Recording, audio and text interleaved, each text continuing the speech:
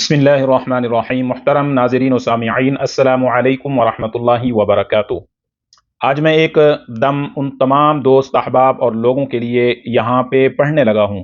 آیات قرآنی، اور وہ آیات کے جو نظر بد کا، حسد کا، آسیب اور سایہ اور جنات، ان تمام قوتوں کا جسم سے خاتمہ کر دینے والی قرآنی آیات۔ اب قرآنی آیات آپ حضرات خود بھی پڑھ سکتے ہیں، لیکن الحمدللہ ہمارے عمل کے اندر یہ آیات شامل ہیں، اور اللہ کے فضل سے الحمدللہ ان کا سوا سوا لاکھ کا ہمارا عمل ہے۔ جب عامل کسی بھی بندے کے لیے، کسی مریض کے لیے یہ پڑھتا ہے، تو اس کے جسم سے یہ تمام قوتیں، چاہے نظر بد کی صورت میں ہیں، نظر حسد کی صورت میں ہیں، جنات کی صورت میں ہیں، آسیب کی صورت میں ہیں، شیاطین کی صورت میں ہیں، تو وہ تمام کی تمام جسم سے نکل جاتی ہیں، اور ایسی منفی چیزیں اور ایسے منفی اثرات یا ایسی نیگیٹو قوتیں جو ہر وقت آپ کے جسم کے ساتھ رہتی ہیں یا آپ کے پاس رہتی ہیں، یا ایسی نیگیٹو انرجی جو آپ کے محسوس ہوتا ہے کہ ہمارے ساتھ کوئی ہے، یا کچھ محسوس ہوتا ہے کہ یہاں کوئی محسوس آپ کو ہو رہا ہے، تو انشاءاللہ تعالی یہ آیات سننے سے، یہ دم سننے سے، یہ قرآنی عمل سننے سے انشاءاللہ تعالی آپ کا جسم صاف ہو جائے گا، آپ کے دل اور دماغ اور جسم سے منفی قسم کے اثرات نکل جائیں گے۔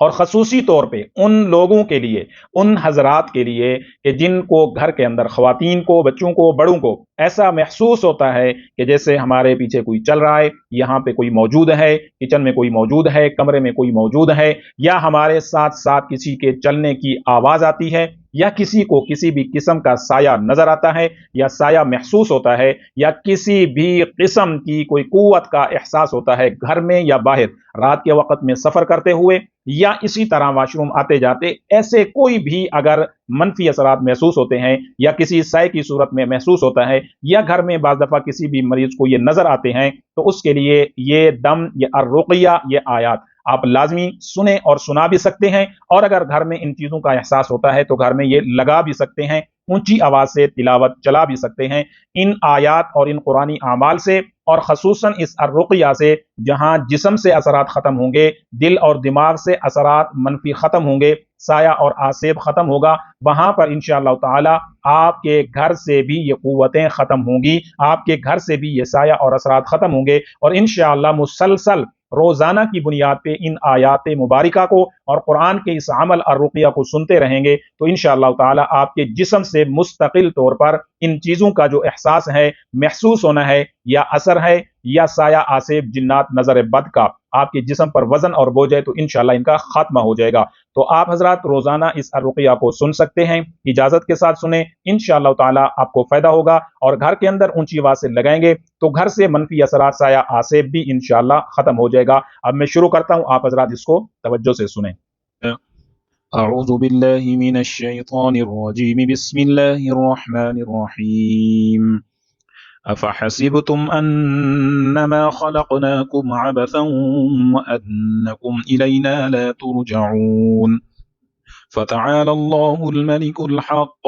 لا إله إلا هو رب العرش الكريم ومن يدع مع الله إلها آخر لا برهان له به فإنما حسابه عند ربه إنه لا يفلح الكافرون وقل رب اغفر وارحم وأنت خير الراحمين بسم الله الرحمن الرحيم أفحسبتم أنما خلقناكم عبثا وأنكم إلينا لا ترجعون فتعالى الله الملك الحق لا إله إلا هو رب العرش الكريم ومن يدع مع الله إلها آخر لا برهان له به فإنما حسابه عند ربه إنه لا يفلح الكافرون وقل رب اغفر وارحم وأنت خير الراحمين بسم الله الرحمن الرحيم والسماء والطارق وما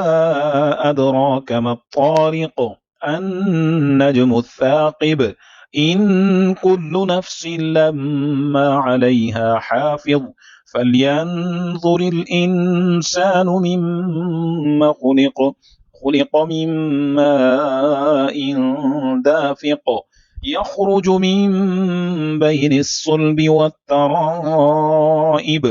إنه على رجعه لقادر يوم تبلى السرائر فما له من قوة ولا ناصر والسماء ذات الرجع والأرض ذات الصدع إنه لقول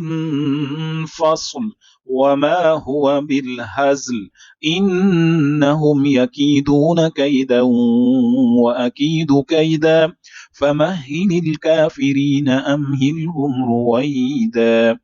بسم الله الرحمن الرحيم والسماء والطارق وما أدراك ما الطارق النجم الثاقب إن كل نفس لما عليها حافظ فلينظر الإنسان مما خلق من ماء دافق يخرج من بين الصلب والترائب إنه على رجعه لقادر يوم تبلى السرائر فما له من قوة ولا ناصر والسماء ذات الرجع والأرض ذات الصدع إنه لقول فصل وما هو بالهزل إنهم يكيدون كيدا وأكيد كيدا فمهل الكافرين أمهلهم رويدا بسم الله الرحمن الرحيم والسماء والطارق وما أدراك ما الطارق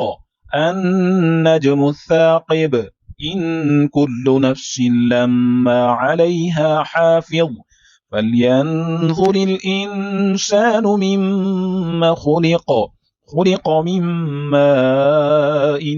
دافق يخرج من بين الصلب والترائب إنه على رجعه لقادر يوم تبلى السرائر فما له من قوة ولا ناصر والسماء ذات الرجع والأرض ذات الصدع إنه لقول فصل وما هو بالهزل إنهم يكيدون كيدا وأكيد كيدا فمهل الكافرين أمهلهم رويدا بسم الله الرحمن الرحيم أفحسبتم أنما خلقناكم عبثا وأنكم إلينا لا ترجعون فتعالى الله الملك الحق لا إله إلا هو رب العرش الكريم ومن يدع مع الله إلها آخر لا برهان له به